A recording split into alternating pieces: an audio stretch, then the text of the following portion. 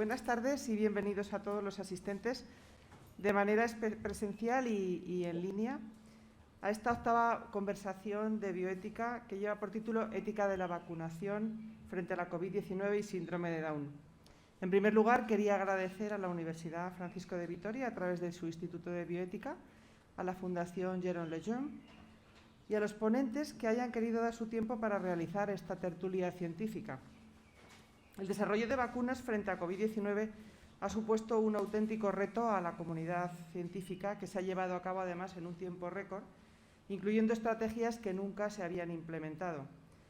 Llegada la autorización y utilización, resulta imprescindible conocer qué repercusión puede tener la vacunación sobre la pandemia, los tipos de vacunas disponibles, las características de ellas y condiciones de uso, los ensayos clínicos para garantizar la seguridad y eficacia y las peculiaridades en cuanto a farmacovigilancia de estos medicamentos. Por otro lado, un grupo de trabajo de la Sociedad Científica Internacional para la Trisomía del Cromosoma 21, apoyado por diversas agrupaciones comprometidas, ha llevado a cabo un estudio de investigación con la finalidad de analizar el riesgo médico para las personas con síndrome de Down que se han contagiado por el virus, ya que las condiciones de salud y las disfunciones inmunológicas asociadas con la trisomía 21 pueden afectar al curso clínico de la enfermedad. Es el trabajo de investigación más completo y extenso desarrollado hasta el momento en personas con síndrome de Down, con una muestra de más de 1000 casos reportados de diversos países. Para conocer todo ello, contamos con 4 magníficos ponentes que paso a presentar. En primer lugar, el doctor Enrique Soler, que es farmacéutico, jefe de servicio de farmacia del Hospital Arnau Vilanova Liria, del Departamento de Farmacología de la Universidad de Valencia y del Grupo de Trabajo ETOS de la Sociedad Española de Farmacia Hospitalaria. Es profesor de Ética y Bioética. En segundo lugar, doctor Diego Real de Asúa, médico, especialista en Medicina Interna, Hospital Universitario de la Princesa de Madrid. Es miembro integrante del Grupo de Trabajo en Bioética de la Sociedad Española de Medicina Interna y de la Asociación de Bioética Fundamental y Clínica. Ha participado en el trabajo de investigación al que ha aludido anteriormente. El doctor Emilio Alegre, farmacéutico, especialista en farmacia hospitalaria, profesor honorario en el Departamento de Medicina Preventiva de la Universidad Autónoma de Madrid y farmacéutico del Hospital de Puerto Real de Cádiz. Y el doctor Jesús San Román, médico especialista en Medicina Interna en el Hospital Universitario San Carlos, Madrid. Fue Premio Conde de Cartagena de la Real Academia Nacional de Medicina al mejor trabajo de investigación en el área de cardiología. Es profesor de bioética de la Universidad Rey Juan Carlos y también de la cátedra de la Fundación Lejeune. Pues vamos a comenzar con las preguntas. Empezamos por el doctor Soler. Recordarles que disponemos de unos 15 minutos para luego tener un turno amplio de intervención de quien así lo desee. Le pregunto la primera cuestión: ¿qué funciones tiene la farmacia hospitalaria en la gestión del proceso logístico de las vacunas frente al COVID? Muchas gracias, Sagrario.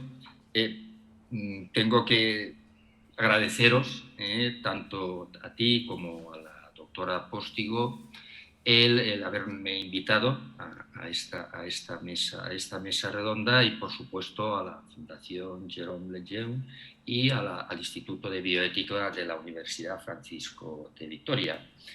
Además, bueno, pues la verdad es que hayáis contado además con 2 farmacéuticos de hospital en una situación en la que, bueno, precisamente la administración no es que nos haya dado demasiada atención, ¿no?, en esta pandemia en general. Pero bueno, insisto, es de agradecer que nos hayáis invitado a 2 farmacéuticos de hospital, igual que yo me siento muy orgulloso desde el punto de vista como farmacéutico de tener a otra colega también farmacéutica que es profesora de bioética de una prestigiosa universidad. Bien, hay que recordar que las vacunas se clasifican como medicamentos biológicos según el Real Decreto 1/2015, por el que se aprueba el texto refundido de la Ley de Garantías y Uso Racional de Medicamentos y Productos Sanitarios, y están sujetas al régimen de estos con las particularidades propias de su naturaleza, como son la necesidad de ser conservadas a temperaturas bajas, estables y adecuadas al tipo de agente antigénico presente en cada una de ellas. las diferentes fases que recorren las vacunas hasta llegar al paciente coinciden al 100% con las tareas que dicha ley encomienda a los farmacéuticos de hospital, como son garantizar y asumir la responsabilidad técnica de la adquisición, la correcta conservación, la custodia, la preparación y dispensación de los medicamentos interhospitalarios y otros extrahospitalarios que requieren especial control. Así pues, el farmacéutico de hospital se ha postulado desde el principio como un gran aliado en la consecución del éxito de la campaña de vacunación. Un reto sin precedentes que requiere facilitar y dotar de garantías el recorrido que seguirá la vacuna desde su fabricación hasta la administración a la población, como la distribución, la recepción, el almacenamiento, la preparación, con un objetivo último: garantizar el éxito del proceso de inmunización de la población en el menor tiempo posible. En el caso concreto de estas vacunas, y dada la magnitud de los acontecimientos, la adquisición y distribución de las mismas se ha hecho de forma centralizada y coordinada entre la Administración central y las distintas administraciones autonómicas.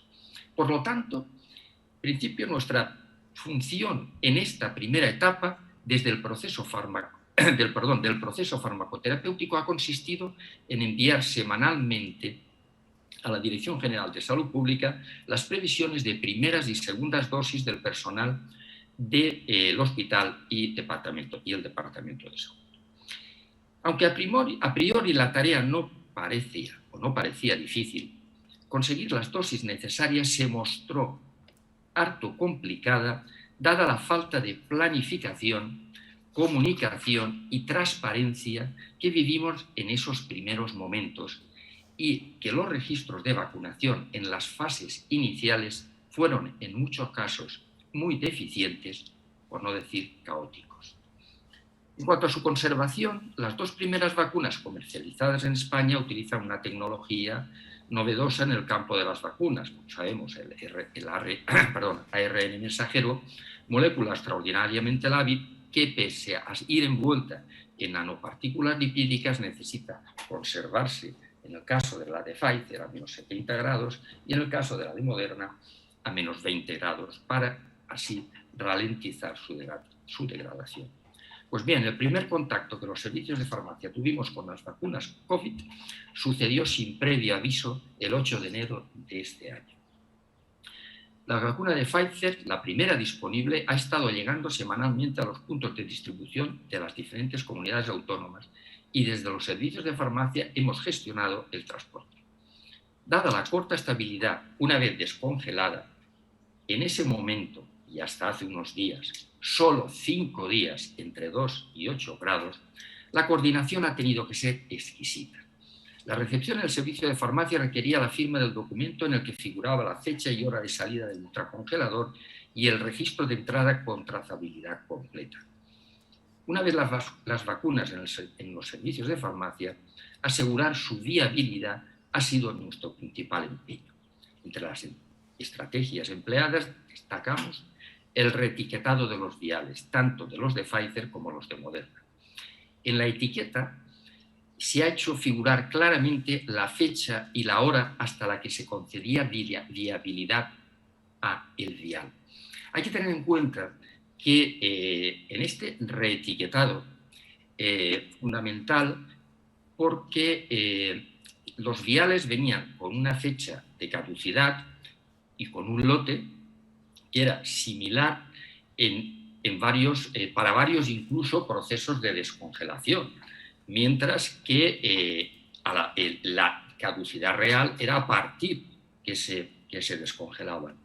De hecho, bueno, pues tuvimos que ingeniarlos incluso pues, etiquetas de distinto color dependiendo del día para evitar que hubiera una confusión por parte de los servicios de medicina preventiva, de los servicios de vacunación, de las distintas áreas de salud, etc. En la realidad es que hemos tratado cada vacuna como un auténtico pequeño tesoro. Otras de las estrategias ha sido la preparación de dosis individualizadas en jeringas que pretendía solucionar dos inconvenientes de forma conjunta: la corta estabilidad y la presentación en viales multidosis con el consiguiente aprovechamiento de la dosis. Aquí hay que recordar también el desconcierto que se produjo cuando la ficha técnica de la vacuna de Pfizer decía que se podían obtener 5 dosis, cuando en realidad, sin ningún esfuerzo especial, se conseguían muy bien inicialmente 6 dosis. Bueno, eso creó un desconcierto importante hasta que en la ficha técnica apareció que se podían obtener 6 dosis, con una cosa realmente alucinante que no ha pasado con ningún otro medicamento, el consiguiente aumento de precio de los viales debido a la forma con que se realizaron los contratos de la Unión Europea con la industria, cosa que no quiero incidir. Lo que sí que quiero incidir es que además gracias a esa preparación individualizada y a la pericia de los profesionales y el material adecuado, es en este momento, y aunque no aparezca en ficha técnica, hemos conseguido obtener 7 dosis por cada vía. Bueno, además del acondicionamiento de la vacuna en dosis unitarias, garantiza la seguridad y mejora la eficiencia del proceso de preparación. La custodia, dispensación y centralización de excedentes de vacuna para nuestro Departamento de Salud ha sido y está siendo de suma relevancia. Hemos trabajado conjuntamente y seguimos trabajando con la Dirección de Atención Primaria para facilitar la administración de la vacuna en residencias de mayores, centros de días y centros de salud. El Servicio de Farmacia adquirió la función de pequeño centro logístico de los viales destinados a la atención primaria y se procedió a realizar el acondicionamiento de los viales en frío para los traslados y la dispensación informada a los equipos de vacunación móviles que se desplazaban cada día desde el hospital a los diferentes centros y residencias. La redistribución de viales entre centro y hospital nos ha permitido gestionar eficazmente el aprovechamiento hasta la última gota de jeringas excedentes ya cargadas y viales diluidos o pinchados con solo 6 horas de estabilidad en el caso de Pfizer o 48 horas, más fácil, en el de AstraZeneca. El objetivo último ha sido no perder ni una sola dosis en el contexto de escasez de vacunas que, sobre todo en el primer momento, estábamos viviendo. Finalmente, también destacar nuestra clásica labor informativa sobre medicamentos. Por una parte, a los profesionales sanitarios. Hemos sido protagonistas en la elaboración de protocolos de manejo con instrucciones oportunas de almacenaje, preparación y administración para cada una de las vacunas comercializadas hasta la fecha y también de procedimientos de emergencia y notificación ante una reacción adversa a la vacuna. Numerosas llamadas han demandado respuestas sobre contraindicaciones y precauciones en las personas a vacunar sobre las notas de seguridad publicadas por la EMA o por la Agencia Española, ante la aparición de reacciones adversas que presuntamente implicaban a las vacunas. Y ya por último, esa información a la población en general a través, en nuestro caso, y en otros hospitales también somos conscientes que ha sido, en nuestro caso, a través de nuestra página web tufarmacéuticodeguardia.org y el Twitter que tenemos asociado, ofreciendo una información de calidad y, lo más importante, debidamente contrastada. Así pues, termino, los farmacéuticos de hospital hemos vivido cómo se multiplicaba nuestra actividad desde el inicio de la pandemia, al tener que asegurar la disponibilidad de medicamentos, incluyendo las vacunas, y mantener la atención farmacéutica a pacientes crónicos con consultas telemáticas y envíos de medicación a domicilio. Esto es, a grandes rasgos, lo que básicamente seguimos, hemos y ahora, gracias a Dios, con más tranquilidad debido a que hay una mayor disponibilidad de vacunas, incluso una mayor, diría, no sé, mentalización por parte de todos los profesionales sanitarios con el tema de los registros, y ahora, insisto, estamos, la verdad, que bastante más tranquilos. Muchas gracias, Enrique. Pues ahora pasamos al doctor Real de Asúa. Te vamos a preguntar, ¿cómo valorarías la estrategia de vacunación para las personas síndrome de Down y si consideras que ha sido adecuada? Muchas gracias. Yo también quería dar las gracias a la Universidad Francisco de Vitoria, a la Fundación Jérôme Lejeune y también, por supuesto, a la Sociedad T21RS, ¿no? A la Sociedad de Investigación sobre la Trisomía 21, la T21 Research Society, que fue la que me permitió o la que nos animó a participar en el registro que mencionabas al comienzo, ¿no? Claro, esto de cómo se valora la estrategia de vacunación, pues realmente son muchas preguntas dentro de una, ¿no? Yo creo que por un lado está en si la estrategia de vacunación para las personas con síndrome de Down ha sido una estrategia apropiada desde un punto de vista clínico y luego justa también para ellos, ¿no? Yo creo que en ese sentido, pues toda la estrategia de vacunación española se ha basado, yo creo, en dos grandes pilares, ¿no? Y al menos los aspectos que aportaba los miembros del Comité de Bioética de España iban encaminados a preservar dos grandes valores, ¿no? Uno era pues la responsabilidad moral que habíamos adquirido con la gente que había sufrido más durante las primeras oleadas de la pandemia, ¿no? Durante las personas que bien por mayor vulnerabilidad clínica, bien por mayor edad, bien por mayor aislamiento, pues habían sufrido más esto del COVID, ¿no? Y esa vulnerabilidad en muchas ocasiones iba unida, como digo, a la cuestión de la gravedad clínica, ¿no? Y esas dos han sido los pilares que han marcado quiénes debían vacunarse antes y quiénes debían vacunarse después, ¿no? Por otro lado, esto tampoco es raro porque son los dos grandes pilares que han marcado muchas de las estrategias vacunales contra otros virus respiratorios en España antes. Quiero decir que la estrategia vacunal o las recomendaciones vacunales frente a otros virus respiratorios como la gripe también se basan en estos dos pilares, con otras implicaciones y en otra medida, pero también se basan en estos dos principios, ¿no? Entonces, la cuestión es si la estrategia de vacunación que se ha propuesto se adhiere a estos principios, ¿no?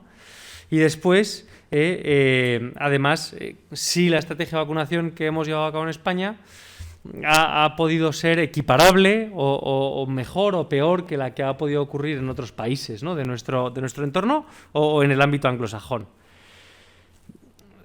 La estrategia de vacunación, no hace falta estar sentado en ningún lado de esta mesa o de esta charla para saber que se ha llevado a cabo de forma irregular, ¿no? Irregular entre comunidades, irregular dentro de las mismas comunidades.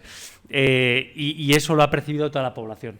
Las familias y las personas con síndrome de Down y la gente de la población, la gente que tenía familiares que por otros motivos se consideraban frágiles y que no tenían síndrome de Down. O sea que eso no es ninguna novedad. El que la vacunación es irregular, desde luego, se debe en muchos casos a cuestiones que no dependen del hecho de haber tenido síndrome de Down, ¿no? Es decir, que la característica síndrome de Down no ha sido definitoria para generar más o menos irregularidad, pero sí es verdad que tiene una particularidad en concreto con esto de la vacunación, ¿no? Y es la dificultad de identificar a estas personas para poder llamarlas y poder vacunarlas, ¿no?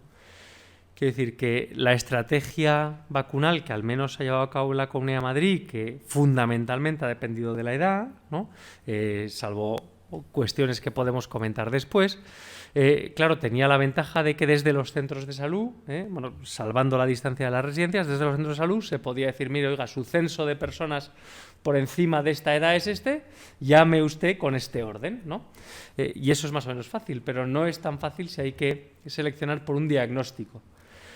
Esto se ha tardado, pero al menos en Madrid se ha conseguido. Quiero decir que la Comunidad de Madrid no hace tanto, pero ha conseguido, a través de la codificación del diagnóstico de síndrome de Down en los registros de atención primaria, pues ha conseguido identificar a las poblaciones de personas con síndrome de Down de los distintos centros de salud y suministrar esa información a los distintos hospitales.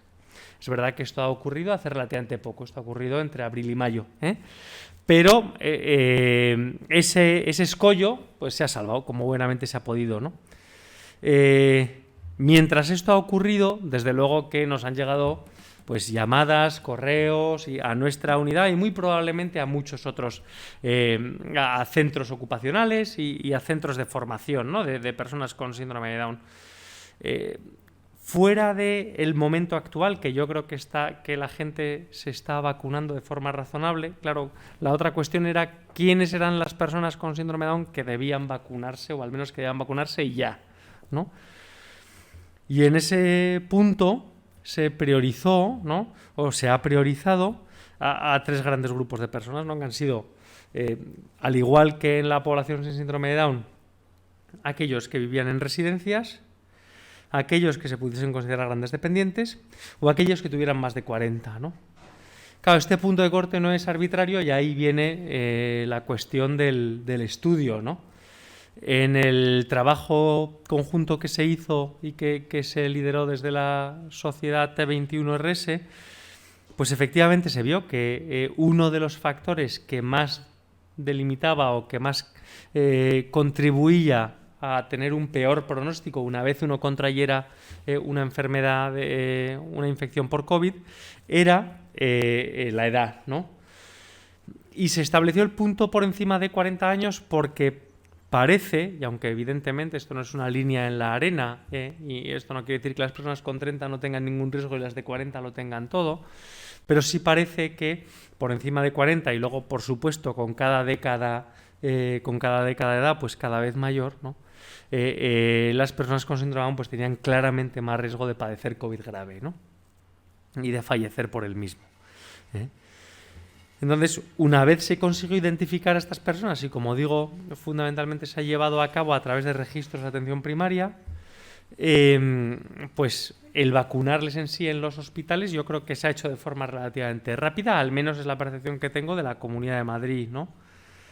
Y la necesidad de vacunarles venía de que si efectivamente se demuestra a través del estudio que estas personas tienen una mortalidad superior a la de la gente sin síndrome de Down, pues está claro que cumplen, ¿no?, los requisitos éticos que estábamos planteando en la estrategia vacunal nacional. Con lo cual, la pregunta es, ¿crees que la estrategia ha sido apropiada? Bueno, creo que la selección de las personas con síndrome de Down de más edad se atenía a los criterios que pretendía salvaguardar la estrategia de vacunación y que indudablemente ha habido dificultades para identificarlos, ¿no? Y esto no quita para que también haya mucha zozobra entre las familias y entre las personas con síndrome de Down que tienen menos de 40 años, que, como digo, esto no puede no dejar tranquilo a mucha gente, pero yo creo que no es que parece razonable mantener al menos estas priorizaciones, ¿no?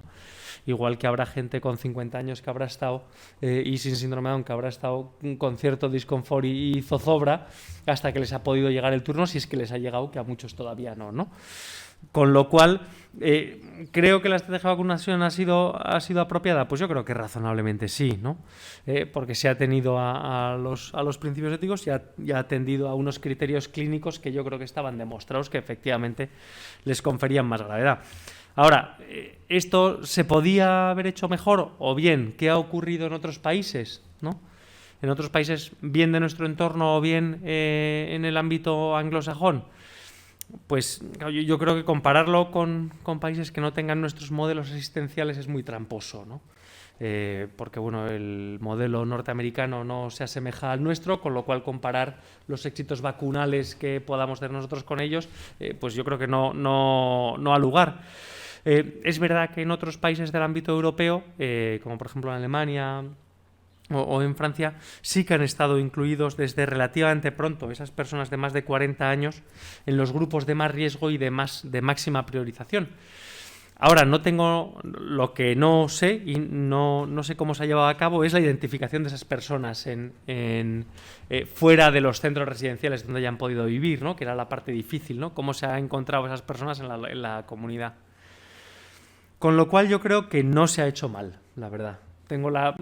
Quiero decir, yo puedo ser más o menos optimista, y yo creo que en general, habida cuenta que han pasado aproximadamente 4 meses desde que las primeras personas han empezado a vacunar, la vacunación de las personas con síndrome de Down que estaban viviendo en residencias se llevó a cabo de forma muy rápida en los primeros meses del año, muy rápida, y muchos de ellos, al menos en la Comunidad de Madrid, que es la experiencia que yo puedo compartir, claro, se llevó a cabo en torno a enero-febrero, ¿no?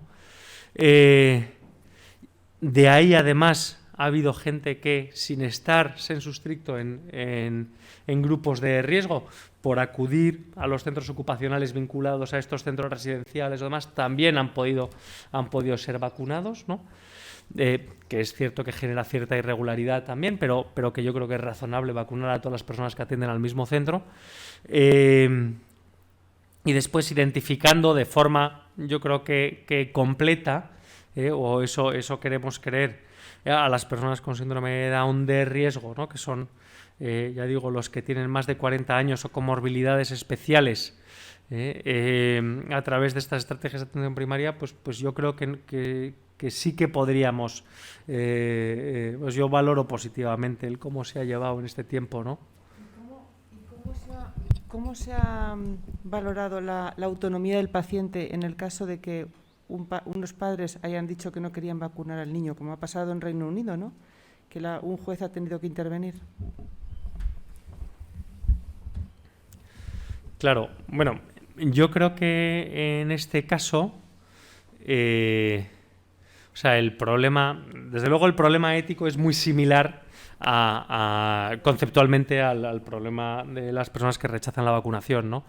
Es verdad que en tanto en cuanto ahora la incidencia de esta enfermedad es mucho mayor que de otras históricas, ¿no? Por ejemplo, del sarampión, y que el impacto poblacional también es mayor, las cargas de beneficios y de riesgos pues son distintos, pero el concepto, o sea, el debate ético es el mismo que el del rechazo a otros tipos de vacunas, ¿no?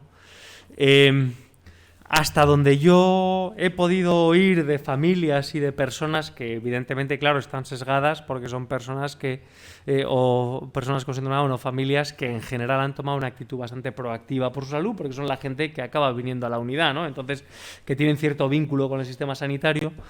Desde luego ese rechazo, o sea, el rechazo a la vacuna no lo he vivido de forma frecuente. Sí he vivido preocupación, he vivido incertidumbre y he vivido pues cierta suspicacia, yo creo que como toda la población, ¿no? Y las personas con síndrome de sus familias pues no han sido menos en ese sentido, y gran parte del trabajo que hemos podido hacer desde la unidad pues sin duda habrá sido también el de aclarar, ¿no? El de tranquilizar y el de poder contestar muchas preguntas. Ahora, ¿cómo se puede valorar, o sea, yendo un poco a la pregunta ética, ¿no? Sobre la autonomía del paciente, de un paciente que se considere lo que en España se llama incompetente, ¿no?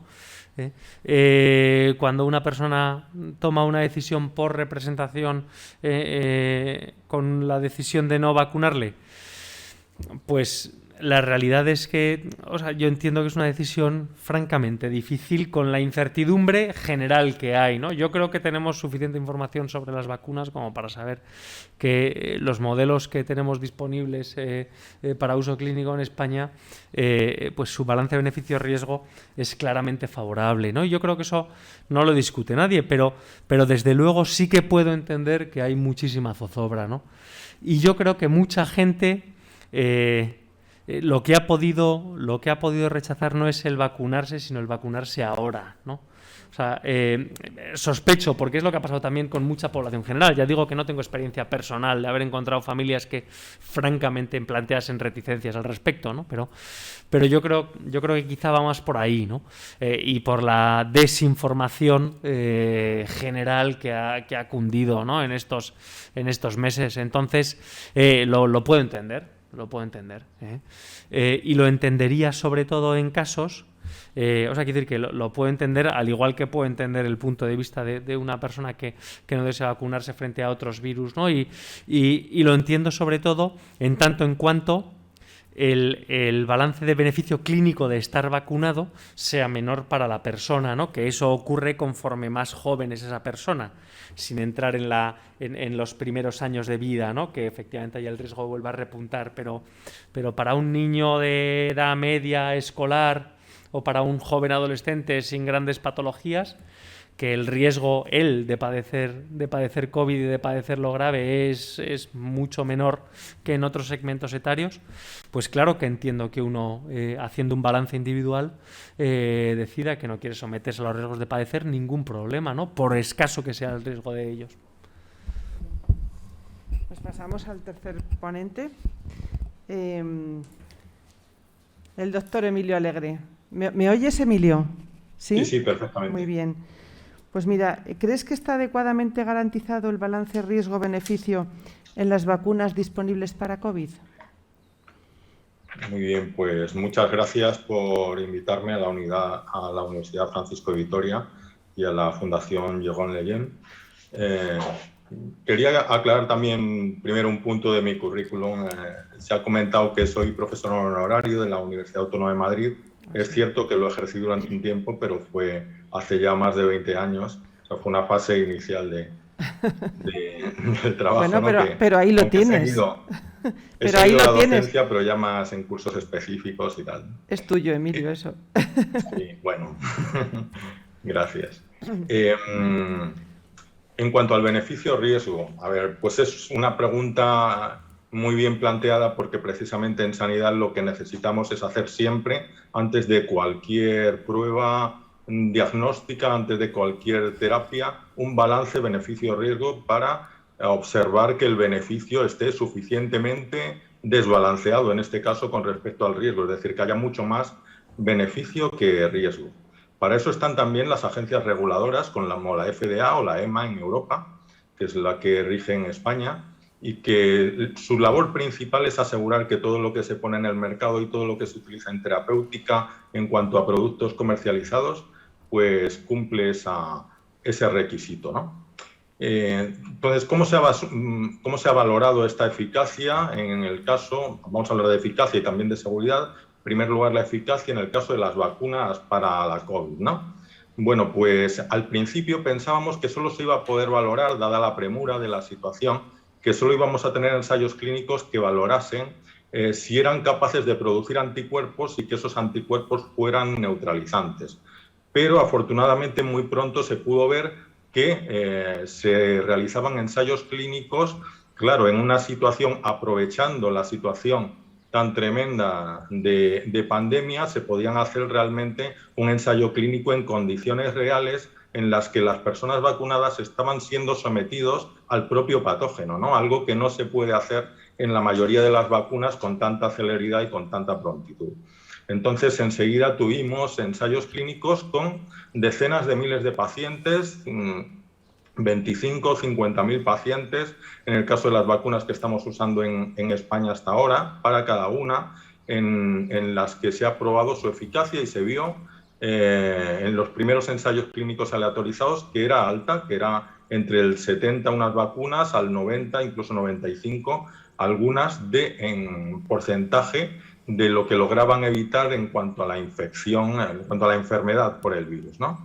Enseguida se vio también, en cuanto se empezaron a aplicar a millones de pacientes y se hicieron los primeros estudios en Israel o en Escocia, que es en los sitios que más rápidamente se empezaron a utilizar, cómo la efectividad, llamamos a efectividad, a la eficacia ya en condiciones reales de utilización, no solo se reducía la enfermedad leve, que es la que se produce en el 97% de los casos, solo aproximadamente un 3% de casos requieren hospitalización por el riesgo o por la gravedad, sino que además se reducía la enfermedad grave y se reducían las muertes por la enfermedad causada por el coronavirus, ¿no? Pero tenemos que cuantificar un poco, eso es muy difícil, ¿no? ¿Cuántas muertes esperamos evitar con la vacuna, ¿no? Para tener un plato de la balanza y luego tener el otro. Pero sí que podemos pensar que, por ejemplo, en la primera ola que tuvimos en España, pues se anduvo por encima de los 40.000 muertos, ¿no? Teniendo en cuenta no solo los diagnosticados de COVID, sino que había muchos muertos no contabilizados porque habían fallecido con síntomas de COVID, pero sin que se les hubiera hecho una prueba, sobre todo al principio en las residencias, ¿no? Eso lo dividimos por la población española, que son 47 millones de españoles, pues hemos tenido prácticamente en esa primera ola 1.000 muertos por millón de habitantes, ¿no? Para poner un poco en contexto. Una vacuna que tuviera una efectividad del 90%, como se está viendo con algunas, reduciría de esos 1.000 muertos por millón de habitantes 900, o sea, habría evitado en esa situación, si la hubiéramos tenido, 900 de esas muertes por cada millón de habitantes, ¿no? En el otro plato ponemos la seguridad, ¿no? En la seguridad, pues la vemos también por los ensayos clínicos, pero los ensayos clínicos nunca son suficientes para evaluar la seguridad. Y esto, como lo sabéis, pues ni en vacunas ni en otros medicamentos que salen al mercado. Esto es habitual, ¿no? Ese balance beneficio-riesgo siempre hay que decir que está sujeto a incertidumbres. Por eso, precisamente, el balance tiene que estar muy desbalanceado a favor del beneficio, porque siempre hay incertidumbre, ¿no? Los ensayos clínicos son malos detectores para la seguridad, porque hay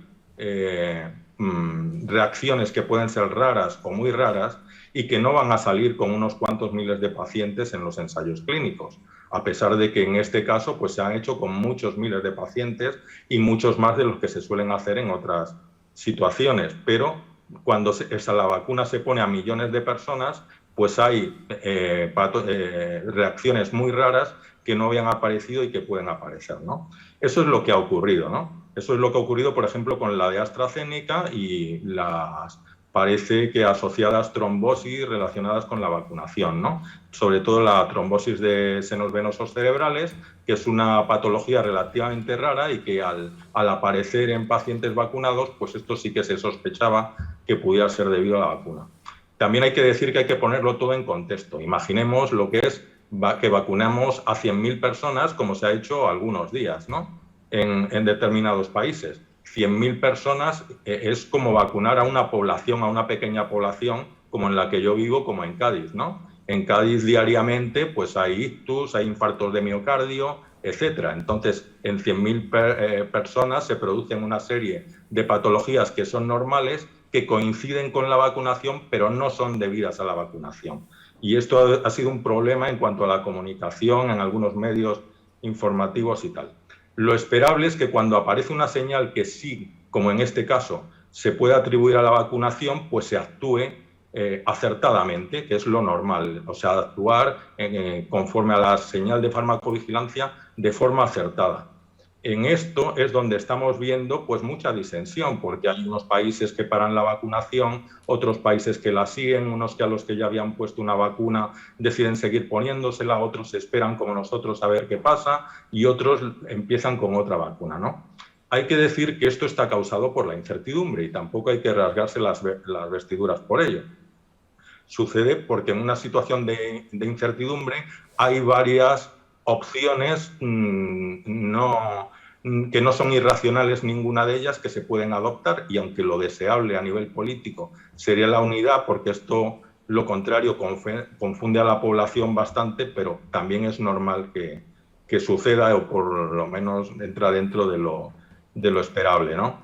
Y bueno, en fin, este balance beneficio-riesgo, a pesar de esos problemas con la vacunación de AstraZeneca, como ha dicho la EMA y como se ve al cotejar los números, el balance beneficio-riesgo sigue estando garantizado. Otra cosa es entre poner esa vacuna que tiene una señal de riesgo o poner otra vacuna, si la tengo disponible en cantidad suficiente, que no tiene esa señal de riesgo. Pues obviamente tenderíamos por esa otra que no tiene esa señal de riesgo, aunque las dos tengan un balance beneficio-riesgo favorable, ¿no? Muy bien. Otra pregunta. ¿Cuál sería la valoración ética sobre la cuestión de las vacunas que emplean en la elaboración de cultivos de origen de abortos? Muy bien. Esto es una cuestión compleja porque está sujeta a muchos matices. Entonces yo voy a tratar de poner la cuestión sobre la mesa y de dar mi opinión, ¿no? Que puede coincidir o no con la de otras personas, ¿no? El problema se pone a la mesa no con el COVID. Con el COVID sale a la luz, ¿no? Con la vacuna de la COVID, porque algunas de las vacunas de la COVID, en concreto la de AstraZeneca, pues la han utilizado en producción y han utilizado cultivos de células humanas que provienen de un aborto provocado, y otras la han utilizado en pruebas de concepto, es decir, pues en las pruebas que han hecho de si los anticuerpos que producían, por ejemplo, eran neutralizantes, pues ahí hacían falta cultivos víricos y se han utilizado estos cultivos, ¿no?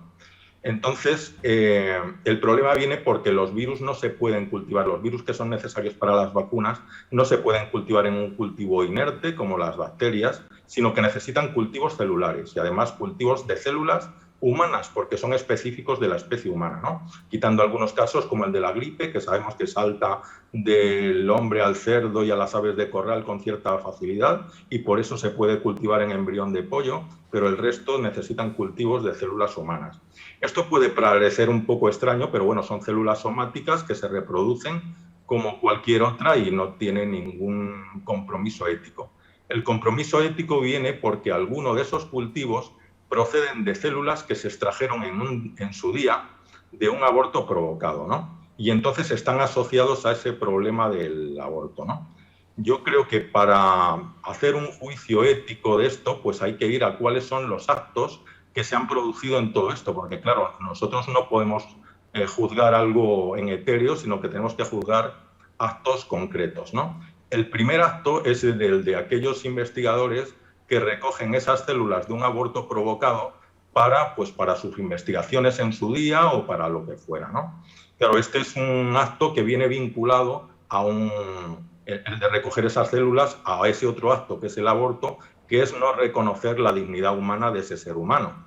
Si se hubieran recogido de un aborto espontáneo, en el que no se ha menospreciado la vida y la humanidad de ese ser humano, pues no tendría ningún problema porque eso no afecta en sí. También hay que decir que aunque fueran de un aborto provocado, el aborto no se provocó para utilizar esas células, sino que se aprovechó. Pero de todas maneras yo creo que eso pues está ligado una cosa con la otra y evidentemente ahí sí creo que hay una injusticia, un desprecio de la vida humana en ese primer acto. Luego pasa que muchos años después, pues una empresa está haciendo una vacuna bien de COVID o como antes se hizo, pues muchas de las vacunaciones que se están utilizando en niños víricas, como son la triple vírica, sarampión, rubeola, paperas clásica, como la polio, como la varicela, como en otro orden de cosas la hepatitis A o la rabia, son vacunas que utilizan estos cultivos, ¿no? Esos científicos podían haber elegido para hacer proliferar sus virus esos cultivos u otros que vienen, por ejemplo, de cordón umbilical y que no tienen ningún compromiso ético, ¿no? Y eligieron ellos esos pues sin esa sensibilidad ética. Yo creo que ahí hay todavía una responsabilidad ética, pero no es equiparable a la del primer acto, ¿no? De aprovechar esas células directamente, ¿no? Luego está un tercer agente, que es el de los médicos o los farmacéuticos, los médicos que prescriben, los farmacéuticos que informamos o recomendamos estas vacunas, que esas vacunas se ponen a nuestra disposición y no hemos tenido ninguna capacidad de elección. O sea, yo creo que ahí la conexión con el acto pues es suficientemente remota como para que realmente no haya una responsabilidad ética, una cooperación de la injusticia, con la injusticia, porque además hay que decir que utilizar más vacunas de estas no supone que haya que hacer más abortos, sino que eso viene de un aborto que se hizo, de unas células que se aprovecharon, y eso no quiere decir que haya que estar continuamente utilizando células de abortos, ¿no? Entonces no creo que eso pueda tener esa reprobación ética, esa cooperación con la injusticia. Y el cuarto agente, o más que agente, paciente, pues es el que recibe la vacunación o el que lleva a su hijo a que la reciba, que yo creo que no tiene capacidad de elegir, ¿no? Y además pues no tiene una conexión, desde luego, mínimamente ligada a la decisión no ética inicial. Este es el posicionamiento que ha tenido también, pues citando un organismo que es claramente defensor de la vida desde sus inicios, como es la Pontificia Academia Provida, pues así se manifestó en su día, hace años, no sobre las vacunas del COVID, sino sobre las otras que utilizaban. Decía que si se podía elegir, pues era preferible, desde luego, utilizar aquellas que no utilizaran este tipo de cultivos, pero que no era ilícito ponerse estas vacunas ni prescribirlas, ¿no? Y sí teníamos el deber de señalar este problema y de decir que esas eran preferibles, ¿no? Y yo creo que eso, bueno, pues si queréis, luego a lo mejor podemos hablar un poco más, pero ese es el tema y lo fundamental del asunto, ¿no? Muy bien, muchas gracias. Pues ahora el doctor San Román, el último por ser de la casa. Encantado. Mira, Jesús, sabemos que estuviste en la organización de IFEMA y querríamos que nos explicaras cuál fue tu experiencia como médico en el cuidado integral del paciente, ¿no? Y también si existe una ética en la evaluación de información sobre medicamentos y vacunas. Bueno, primero, gracias por la pregunta. Voy a tratar de conectarla con las vacunas en síndrome de Down. Y la verdad es que IFEMA, para mí mi experiencia personal es de una gran lección, tanto desde el punto de vista humano como profesional, ¿no? Entonces, quizá muchas de las cosas que se han ido comentando aquí en los anteriores ponentes llevan casi todas un engranaje, o por lo menos me ha parecido ver como un engranaje de las dudas que ha habido respecto a la vacunación, etcétera, y todo parece que tiene que ver con la información, ¿no? Si hemos tenido la información suficiente, si los padres con niños de síndrome de Down han tenido esa información, etcétera.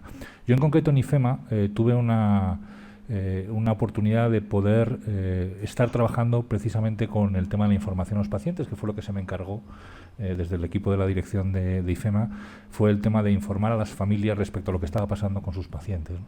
Con lo cual, sí que tuvimos la ocasión, y realmente yo creo que ese fue, para mí, por lo menos, en mi opinión, el gran aprendizaje profesional después de 25 años de médico, el darte cuenta de muchas de las cosas que contamos en la universidad, y es que la enfermedad es una forma de estar de alguien, ¿no? Es una modalidad, no tiene esencia en sí misma, sino que alguien está enfermo. Entonces, es fácil que a veces el enfermo esté aislado y la familia no pueda acceder a él. Eso lo vemos muchas veces en los hospitales, en las UBIs, en urgencias. El enfermo está en un entorno y la familia no puede llegar a él, ¿no? Pero en concreto durante la pandemia nos hemos enfrentado a ese doble aislamiento, por un lado, es decir, el enfermo estaba aislado en un hospital y la familia estaba aislada en su casa, ¿no?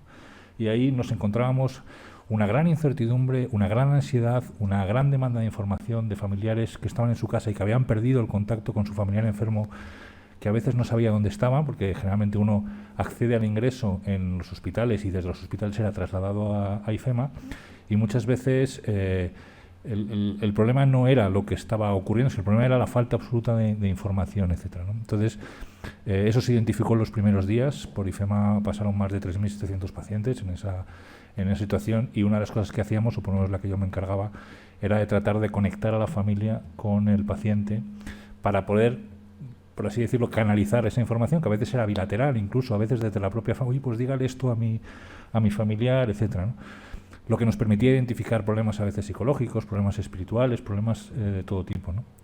Yo creo que durante un mes que estuvimos abiertos se hicieron más de 13.000 llamadas a las familias, entre los 3.700 pacientes que ingresaron, y la verdad es que, tratamos de aportar un poco ese granito de arena para manejar o tratar de frenar un poco, yo creo que uno de los grandes problemas que teníamos entonces todos, ¿no? Familiares, médicos y pacientes, y era incertidumbre, ¿no? Esto, ¿qué era lo que se nos venía, ¿no? Cada día cambiábamos el protocolo de atención, cada día cambiábamos los tratamientos, las familias cada día preguntaban más, etcétera. En relación a las vacunas, y conectando un poco por buscar esa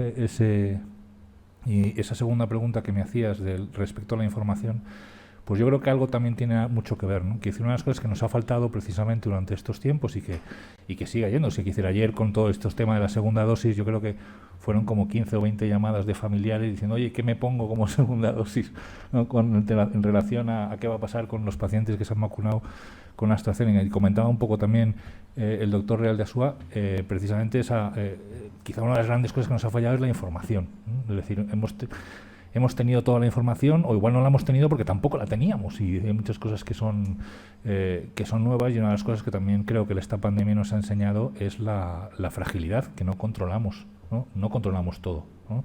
No controlamos el estado de bienestar, y somos frágiles y somos pasibles, y estas cosas ocurren, ¿no? Entonces, en relación a todo lo que IFEMA o mi experiencia personal me pudo haber enseñado, pues va precisamente un poco en esa línea, ¿no? En tratar un poco de... Yo tenía un equipo de 20 médicos jovencitos, recién salidos de la facultad, recién colegiados, no residentes, ese grupo de voluntarios, y una de las cosas que comentábamos era precisamente después de 6 años de formación, lo que se aprende, ¿no? Informando precisamente a la familia, o tratando de informar incluso al paciente de lo que la familia le pide, ¿no? Y luego en relación a si existe una ética, en general sí que existe, claro, cómo no, ¿no? Todos los, entiendo yo, ¿no? Yo creo hay otras personas también aquí, farmacólogos clínicos, el doctor El Dasúa de la Sociedad Española de Medicina Interna, que también puede aportar mucho, ¿no? Cómo no existe, por supuesto que existe una ética en cuanto a la información, ¿no? Y en cuanto a las vacunas específicamente, ¿no? Las vacunas, yo creo que juegan en un escenario diferente, un escenario un poquito complejo, que es el escenario del beneficio individual que se comentaban, pero también tienen el escenario de la salud pública. El concepto de salud pública es un concepto difícil de regular, difícil de precisar desde el punto de vista jurídico y desde el punto de vista ético. No hay que tener en cuenta, por ejemplo, que es de las pocas excepciones que la ley de autonomía permite para que el médico incluso pueda saltarse el consentimiento, lo que es la propia decisión del paciente, ¿no? Que es el tema de la salud pública. Es decir, por salud pública el médico puede retener a un paciente en el alta, puede forzar un ingreso, etcétera, ¿no? Incluso puede retirar un consentimiento por representación, como se decía, ¿no? De hecho, puede avisar al juez de guardia, incluso cuando entiende que el consentimiento, por ejemplo, de un padre sobre el menor de edad, en relación a la vida del menor, etcétera, puede verse comprometida, ¿no? Y por otro lado, salud pública está, por así decirlo, está regulada o dirigida, ¿no? También por las autoridades sanitarias, ¿no? Con lo cual es una herramienta que puede ser muy complicada y que incluso puede ser una herramienta de adoctrinamiento ideológico, ¿no? Hay muchas cosas que hemos visto con la etiqueta de salud pública que pueden tener que ver, o por lo menos tiene ese peligro, ¿no? Con lo cual, bueno, pues en ese juego es difícil a veces regular. Yo creo que no es casualidad que ahora mismo las leyes que regulan el tema de la salud pública sean leyes que estén todavía por hacer, ¿no? Porque la Ley General de Sanidad, las leyes de salud pública son leyes jóvenes, salieron muy pronto y bueno, son leyes en las cuales tiene que haber mucho consenso y tiene que haber, sobre todo, ideas claras, ¿no? En relación a las vacunas todavía es más complejo cuando hablamos precisamente del derecho a no vacunarse en contextos que pueden ser contextos de epidemia, ¿no? Que son contextos, o de pandemia en este caso, ¿no? Que son contextos sanitarios en los cuales incluso la vacunación obligatoria queda abierta, ¿no? Dentro del marco de la ley, ¿no? De hecho, en el año 2016, al que tenga un poquito más duda, el propio Comité de Bioética de España, como comentaban, emitió un informe sobre el tema de precisamente de eso, del tema de la vacunación obligatoria y de la vacunación voluntaria en relación a los brotes que estaba habiendo entonces de sarampión, que es muy interesante leerlo ahora, ¿no? Estábamos a casi 4 años antes de la pandemia, donde se comentan cosas que efectivamente hemos vivido con muchísima intensidad este año, ¿no? Y en el fondo una de las conclusiones de ese informe, porque claro, realmente es un informe para el debate, no sacan no dan muchas orientaciones, pero sí una muy, muy importante, ¿no? Y con esto ya termino, si quieres, Pablo. Y es el tema precisamente de la información, de la necesidad de que el paciente que se va a vacunar esté informado de por qué se tiene que vacunar, ¿no? De cuáles son los beneficios individuales que tiene para su vacunación, los riesgos que tiene su vacunación y también los beneficios sobre la salud pública que tiene el hecho de que se vacune, ¿no? Porque efectivamente podemos entender que el beneficio individual de un paciente en una residencia de 80 años está claro, ¿no? Pero también tiene mucho interés el beneficio de que se vacune un paciente joven, ¿no? Que puede ser quizá más asintomático, pero que sí que puede transmitir, ¿no? A sus padres o a sus abuelos, ¿no? la COVID-19, ¿no? Entonces, es difícil en una enfermedad nueva como la que tenemos ahora, de la cual estamos aprendiendo, cambiando. Empezamos con la enfermedad respiratoria, ahora estamos hablando de una enfermedad vascular. Cada vez nos enfrentamos a una enfermedad con un enfoque cada vez distinto. Es difícil que podamos ofrecer una información concreta, concisa y completa a la población, ¿no? Pero bueno, ahí se está, en un sentido. Yo creo que la buena fe, más o menos como en la Mili, ¿no? Se presupone el valor, ¿no? Se presupone aquí también la buena fe de los sistemas sanitarios, que lo que están tratando es de controlar una pandemia, ¿no? O sea, al menos mi opinión. Pues nada, abrimos un turno de preguntas para los que estáis online o para los asistentes, y si no, yo también tengo preguntas.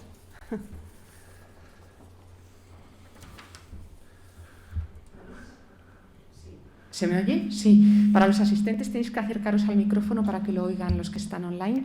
Y me consta que entre los asistentes hay familiares, algún médico también de personas con síndrome de Down, y les animo a plantear inquietudes, preguntas que tengan, que seguramente las hay. Pueden encender el micrófono directamente y hablar. No sé si las estáis viendo, pero hay también preguntas en el chat. Lo digo porque... No, aquí nos vemos. ¿Aquí? Espero que las planteen de viva voz. Sí. Sí, pues léelas. Aquí la tengo yo también. Bueno, una de las preguntas... ¿Sí? Ahora. Hay una pregunta que se hace que dice, mi pregunta tiene dos partes. Yo la suelto y...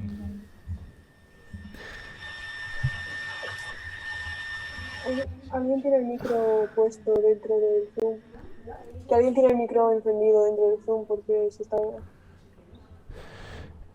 bueno. No.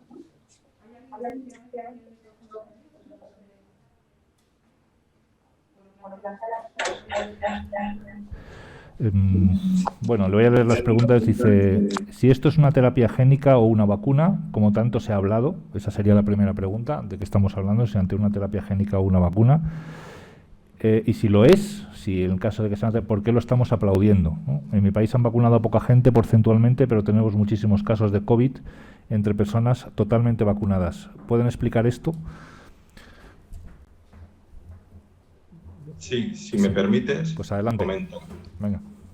En primer lugar, terapia génica o vacuna, ¿no? Bueno, pues hay que diferenciar qué es una cosa y qué es la otra, ¿no? Una vacuna es algo que presenta un antígeno y que lo que provoca es que las células del cuerpo humano, las células inmunológicas, reconozcan ese antígeno y se preparen contra él mediante la producción de anticuerpos y la producción y la preparación de células que atacan también a esas células que están infectadas para aniquilarlas y así aniquilar también el virus que está dentro de ellas.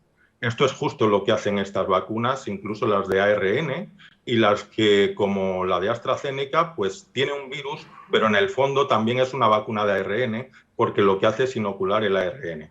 No es una terapia génica es otra cosa. Una terapia génica es una terapia, como estamos viendo ahora, por ejemplo, entre las primeras comercializadas, el Zolgensma, que estamos analizando ahora precisamente para la atrofia medular espinal, que es una patología neurológica mortal en los niños, ¿no? y que se produce porque hay una deficiencia en un gen. Esa terapia lo que hace es inyectar un material genético con el fin de que ese material genético repare esa deficiencia que hay en el gen y esas células que tienen esa deficiencia empiecen a funcionar normalmente y no se produzca la patología. Es decir, hay una integración en el genoma celular con una intención de reparar, ¿no? Por tanto, no es una terapia génica, es una vacuna. Una vacuna porque lo que hace es presentar un antígeno. Bien es verdad que lo hace no directamente, sino utilizando el mecanismo de la propia célula. Esto es reproducir lo que hace el virus. El virus lo que hace es utilizar el mecanismo de la propia célula, los ribosomas, para producir sus proteínas. Y esto es lo mismo que hace la vacuna. Por lo tanto, al recrear lo que hace el virus, se espera que el sistema inmunológico sea capaz de reaccionar de una forma más próxima a lo que es una infección real. Por tanto, plenamente es una vacuna. La segunda pregunta es, a pesar de, bueno, no sé qué cantidades puede haber en su país de personas vacunadas o de esos muchísimos casos de COVID entre personas vacunadas, pero a pesar de la vacunación vemos que en los ensayos de eficacia la vacuna más eficaz, con un 95% de eficacia, deja un 5% de personas que a pesar de la vacuna pues tienen la enfermedad. Es decir, por ejemplo, si eso lo trasladáramos a la primera ola española y eso se trasladara a una reducción de muertes del 95%, en vez de tener 95.000 muertes, habríamos tenido 5.000, aunque fuera entre personas vacunadas. Habríamos reducido el 95% o el 90% en este caso, pero seguirían apareciendo y van a seguir apareciendo. Lo que pasa es que muchísimas menos, ¿no? Y ahí está la bondad de la vacuna.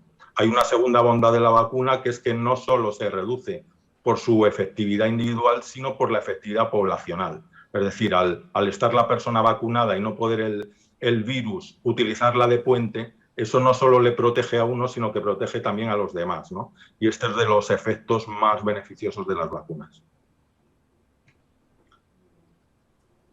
¿Más preguntas? Una pregunta que dice: muchas gracias por la sesión. Mi pregunta va dirigida al doctor Diego Real de Asúa. ¿Cuál es el criterio seguido en el caso de grandes dependientes en síndrome de Down?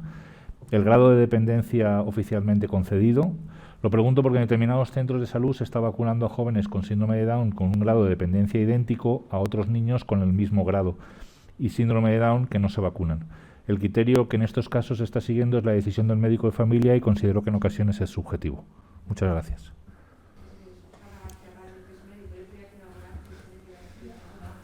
Claro. La respuesta corta es sí. Eso ocurre y es así, sin duda, ¿no? Iba implícito en el hecho de reconocer que la vacunación se está produciendo de forma irregular, ¿no? ¿Cómo se está aplicando el criterio de vacunación a grandes dependientes? Pues de forma muy diversa. Generalmente, el instrumento unificador, y yo no he participado en ninguna estrategia de vacunación, pero entiendo que el instrumento unificador es la valoración de dependencia concedida a la persona con discapacidad, sea esta una discapacidad intelectual o una discapacidad física, ¿no? Y en esos grandes dependientes se incluyen las personas con el grado mayor de discapacidad concedido. Claro, la cuestión es cómo se identifican estos sujetos, sobre todo cuando viven en la comunidad, ¿no? Para que los médicos de cabecera se acuerden de que les tienen que llamar, ¿no? Y efectivamente... No. Alguien dice que no, perdón. Eso está pasando, ¿eh? No, sí, claro, así ha empezado la respuesta, diciendo que sí, que efectivamente, que reconozco que ocurre y que sin duda está ocurriendo. La cuestión decía, es cómo se está produciendo esa identificación, porque el grado de discapacidad no es una cuestión que los médicos de cabecera reciban a la hora de atender al censo de personas que cada centro de salud ha ido vacunando, ¿no? Es verdad que hay centros de salud o hay médicos de cabecera que pueden tener identificados dentro de su cohorte de pacientes a pacientes que específicamente cumplan estas características y que hayan realizado una búsqueda proactiva. Eso puede ocurrir sin ninguna duda y no creo que estuviese mal, pero es verdad que yo desconozco cómo se está produciendo el cribado en los centros de salud atendiendo al criterio de gran dependencia, ¿no? Ese criterio ha sido ha sido más fácil de aplicar en los sujetos que bien atendían o vivían en residencias o bien atendían los centros ocupacionales, centros de día vinculados a estas residencias, en los que, claro, como es más fácil identificar sujetos porque la población es mucho menor y además se concentra en el centro, pues probablemente se haya vacunado a todos ellos sin atender específicamente a si muchos de ellos tenían concedido el grado mayor de discapacidad, ¿no? Con lo cual, sí, igual que esta persona que plantea la pregunta conoce casos de vacunación, pues yo sin duda también, claro que sí. ¿Eso está bien? Bueno, pues eso desde luego no es regular. Ahora, ¿me parece que está bien? Pues sí, yo creo que está bien, porque en el fondo desde luego se ha vacunado probablemente a personas dependientes o grandes dependientes en la mayoría de los casos. Si ha sido por búsqueda proactiva del médico o porque ellos han recibido un listado con instrucciones de algún organismo superior, pues sin duda eso puede hacer que haya gente que todavía esté pendiente de vacunar, y estoy convencido de que hay muchas familias que desean que sus seres queridos con síndrome de Down, igual que hay otras que desean que sus seres queridos sin síndrome de Down y con muchas otras discapacidades se vacunen, ¿no? Y toda esa gente no está dentro del foco de la estrategia de vacunación, ¿no? Con lo cual, entendiendo esta zozobra, yo creo que, bueno, pues que en concreto desde el colectivo de síndrome de Down, de nuevo, como en muchas otras ocasiones, la oportunidad es la de servir un poco de guía o de pionero para facilitar la organización de otros colectivos con discapacidad que, si se permite, están todavía más a oscuras que específicamente el colectivo con síndrome de Down, ¿no? Porque grandes dependientes por discapacidad en España hay muchísimos más que personas con síndrome de Down, ¿no? Y toda esa gente, en ocasiones, y en muchas ocasiones desde luego, coincide con población cada vez más mayor, pero puede perfectamente pasar que no, y es bien posible que toda esa población no esté vacunada, ¿no? Con lo cual, pues entiendo el resquemor, pero no tengo otra respuesta. Bueno, yo voy a ver si puedo aportar un poquito también de luz para aclarar. Efectivamente, como decía el doctor, la vacunación va por grupos de riesgo. Entonces, igual aquí se está confundiendo el concepto del síndrome de Down. Es decir, no se ha indicado la vacunación a todas las personas con síndrome de Down dentro del plan de vacunación, al menos de la Comunidad de Madrid. El síndrome de Down se ha metido dentro del grupo grupo de riesgo, ¿no? Entendiéndose como aquellas personas con síndrome de Down por encima de 40 años que, como muy bien se ha explicado, pues tienen incluso aumentado por 5 veces el riesgo de ingreso y hasta por 10 veces el riesgo de mortalidad, ¿no? Y ese se ha metido en el grupo 7, que era el de grandes dependientes, dentro de los cuales habrá síndrome de Down y habrá gente que no está con síndrome de Down, ¿no? Es verdad que este grupo de pacientes de alto riesgo es un grupo, por lo menos aquí ya cuento un poquito mi experiencia personal también, de familiares con síndrome de Down que han hecho un poco de gincana, ¿no? Hasta que han conseguido llegar a la vacunación, familiares adultos, ¿no? Este grupo de pacientes de riesgo es un grupo que tradicionalmente se gestiona desde las consultas de especializada, porque aquí están pacientes trasplantados, están pacientes con neoplasias hematológicas, etcétera, ¿no? A partir de los cuales la gestión o la identificación de esos pacientes es mucho más fácil, ¿no?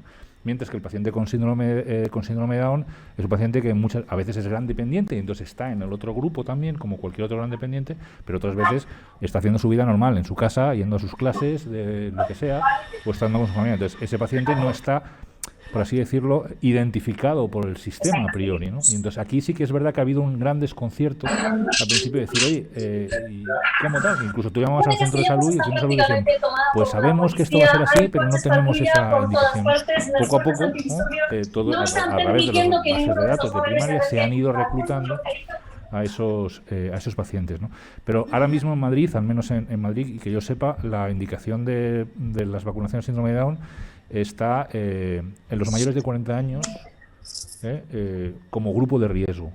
Y luego, si es gran dependiente, está él y cualquier otro gran dependiente que exista, ¿no? Entonces, esto es importante, yo creo, entenderlo. Yo no sé si más o menos nos ha quedado más o menos claro, ¿no? Comentaban también por aquí, bueno, algunas de las personas que están comentando en el foro se está animando por un momento, ¿no? Entonces, pues efectivamente, el grupo 7, síndrome de Down, mayores de 40, se empezó a vacunarse hace unos meses. Grupo 7 es de gran riesgo, grupo 4 es de grandes dependientes. Pues bueno, veis aquí quizá un poquito confusión si pensamos que el síndrome de Down, por ser el síndrome de Down, no es gran dependiente, ¿no? Algunos sí serán grandes dependientes, pero otros no. Otros hacen su vida, están normal, y esto es una cosa que yo creo que aquí lo tenemos más o menos todos claros, ¿no? Que no es que tengas algo de menos, sino que lo que tienes es algo de más, ¿no? En cualquier caso, sí que es verdad que había yo creo que ya hacía tiempo una reclamación interesante, importante y justificada desde el punto de vista de la necesidad de vacunar a los adultos mayores con síndrome de Down. De hecho, las enfermedades respiratorias, como esa, es la morbimortalidad más importante, ¿no? Dentro de los pacientes adultos con síndrome de Down, y había una demanda, ¿no? Importante, ¿no? Y eso es lo que se ha incluido dentro del grupo de riesgo, adultos mayores con síndrome de Down por encima de los 40 años. Y comentaban también que las vacunas son ARN, las que se están poniendo a este grupo, sí, son las en concreto las de, yo creo que son Pfizer la que se está poniendo ahora mismo al grupo de pacientes de alto riesgo. No sé si... Bueno, por mi parte nada más, ¿no? Quiere decir que si uno tiene en su casa o nos está oyendo alguien que tiene un hijo o un conocido, en mi caso mi hermano tiene 44 años y tiene síndrome de Down, no hace falta tener el certificado de gran dependencia para ser vacunado. Quiere decir, ese es el grupo de los grandes dependientes. Quiere decir, un síndrome de Down con más de 48 años, si no está vacunado, debería estarlo ya, y si no, simplemente llamando a la consejería o al centro de salud ya se pondrá en marcha el procedimiento para la vacunación, ¿no?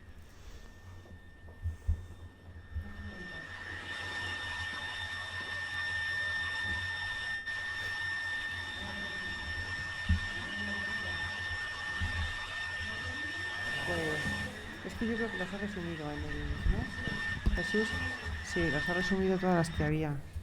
¿Hay alguna pregunta más?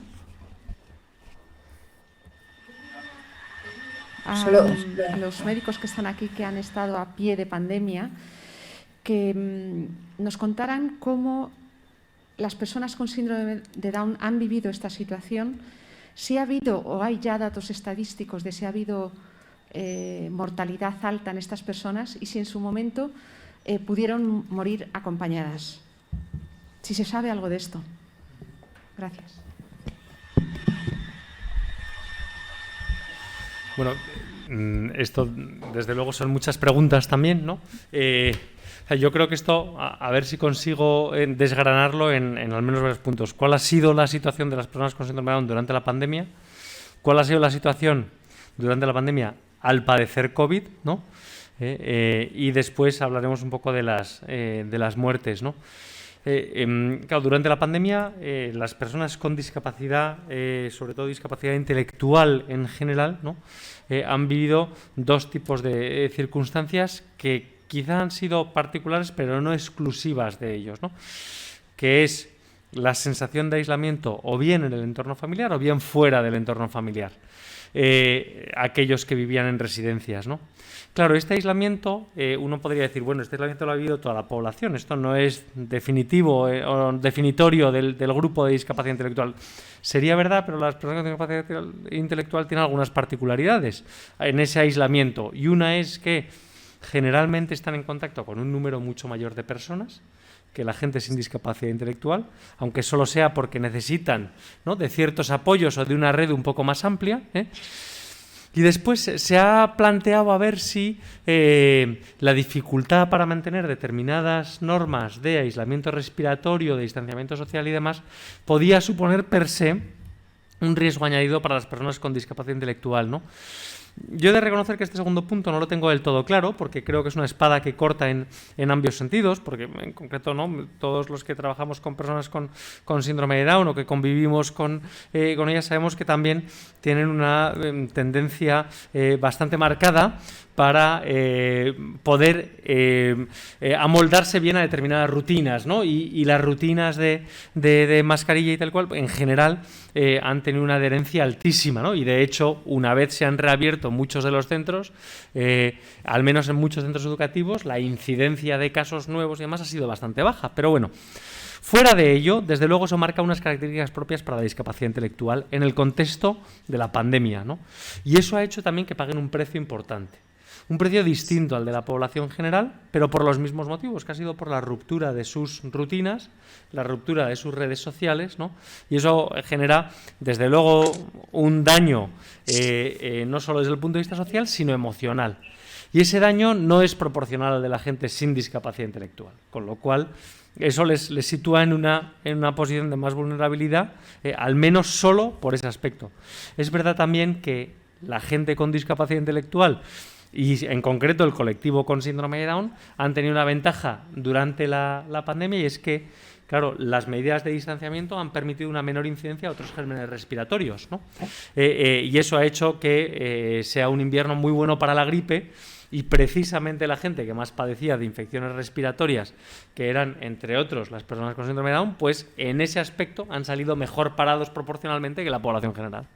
Con lo cual ya digo que esto de la pandemia corta en ambos sentidos, ¿no? Y desde luego nosotros tenemos experiencias pues tanto muy positivas de gente que se ha adaptado estupendamente a la pérdida de sus rutinas como también terriblemente perjudiciales, sin duda, Claro, ¿qué ha pasado con el COVID? Bueno, con el COVID es otra historia, ¿no? Porque desde luego, ya centrándonos no solo en la discapacidad intelectual, sino en el colectivo con síndrome de Down, ha habido una serie de factores determinantes que claramente hacían que aumentase el riesgo, ¿no? Uno, sin duda, era la edad, ¿no? Y ya hemos hablado de ello. Y otros de los factores que se identificaron en aquel estudio en el que pudimos participar desde la unidad de adultos con Down de la Princesa fueron el hecho de padecer demencia o el hecho de tener epilepsia de inicio tardío, que vamos a decir que clínicamente es un análogo bastante cercano al proceso de deterioro cognitivo, ¿no? Entonces, en general, son comorbilidades muy similares, ¿no? Claro, las personas que han tenido esos factores, que no todas están incluidas dentro del grupo de más de 40, pero la inmensa mayoría sí, esa gente ha tenido más mortalidad que la población general, sin duda. Qué barbaridad. No puedo decir si ha habido muchas muertes, porque eso en esa cuantificación no conocemos ni el numerador ni el denominador. Quiero decir que solo conocemos para el estudio, por ejemplo, de la T21RS, solo se conoce como numerador aquellos casos que nos fueron notificados, o sea, que activamente la familia se tomó la molestia de decirnos, oye, esta persona ha tenido COVID, y unos de ellos han fallecido y otros no, ¿no? Dime. Y además desconocemos cuál es el denominador de población con síndrome de Down, eso que podía estar potencialmente afectada en la comunidad, ¿no? Porque de hecho tampoco hay buenas estimaciones. Que nada, pues mira, que estamos en casa y para mí hay nada así especial, Natalia bien y muy pero bien. claro, esto de que la gente ha tenido más mortalidad por amigos, COVID, y ya está. O sea, que muy bien, por supuesto que ha sido un paso muy importante para determinar políticas de salud pública, pero la realidad es que las personas con síndrome de Down tienen más mortalidad por muchos gérmenes respiratorios. De momento está bien, no hay hora tal.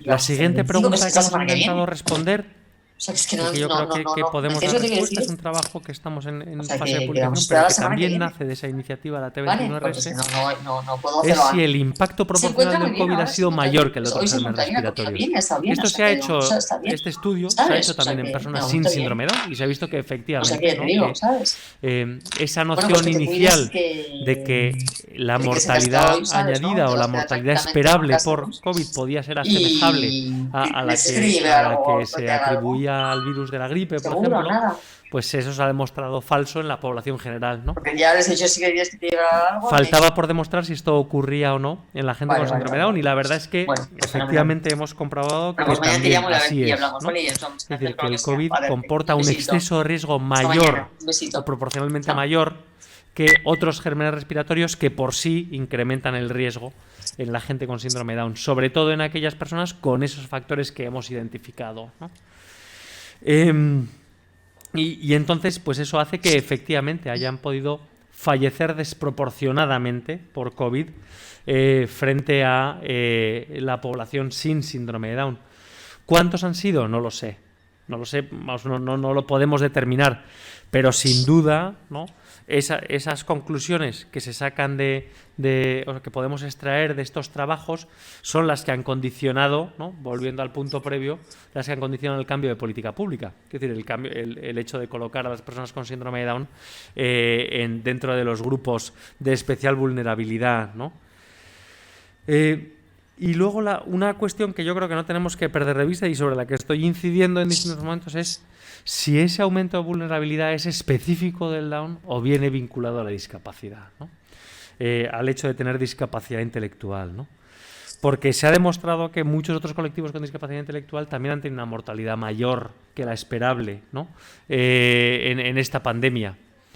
Y eso lleva ya a preguntas de si es que entonces eso viene determinado solo por la discapacidad, por las enfermedades que pueda asociar una discapacidad intelectual o porque hayan recibido un trato distinto, ¿no? Todo esto son muchas preguntas, claro. Por ejemplo, en el Alzheimer, por ejemplo, en personas con enfermedades psiquiátricas, ¿no? Por ejemplo, en personas con otras causas de discapacidad intelectual perinatal, ¿no? Que sin duda conforman el grupo mayor de personas con discapacidad intelectual. Y esa pregunta, vamos a decir, o la respuesta a esa pregunta, pues todavía es incierta, al menos para el colectivo global de gente con discapacidad intelectual. Los datos de los que disponemos nosotros, que son unos datos imperfectos, desde luego llama la atención que es verdad que las personas con síndrome de Down hay un porcentaje menor de lo esperable de ingreso de esas personas en UCI, ¿no? ¿Por qué ha podido ocurrir eso? Pues pueden ser por 1.000.000 de factores, ¿no? Una miriada de factores en el contexto, sobre todo de la primera ola, que son los datos que más hemos analizado, que pueden no estar vinculados a la discapacidad, ¿no? Con lo cual, hacer una interpretación sobre si efectivamente esto puede depender de un trato distinto, pues todavía es muy prematuro. Todavía es muy prematuro y yo creo que un poco aventurado, ¿no? Pero desde luego que la proporción de gente que ha ingresado en UCI con síndrome de Down es mucho menor de la gente que ha entrado en UCI sin síndrome de Down, ¿no? Como se dice en derecho ceteris paribus, ¿no? O sea, en igualdad de condiciones del resto de factores. Esto a que ha podido deberse, pues todavía no. Yo desde luego no me veo capacitado a contestar, ¿no? Pues, ¿hay alguna pregunta más? ¿O lo hacemos? Hay ¿Nos queda para una pregunta? Elena. Una observación más que una pregunta, ¿no? Que dice, La doctora dice, como médico asistencial he atendido a personas con síndrome de Down y otras discapacidades en centros residenciales, sordociegos, etcétera, en consulta y en los puntos de vacunación. Son pacientes con la mayor calidad humana que nos han agradecido más los test, los cribados y las vacunas. Nos han reconfortado a todos los profesionales. Sí. No era una pregunta, pero me parecía bonito, hombre, claro que sí. Poder leerlo. Un buen final. Ponen que no llega el Zoom. ¿Nos queda para una pregunta o no? Ya no. ¿Cómo lo veis?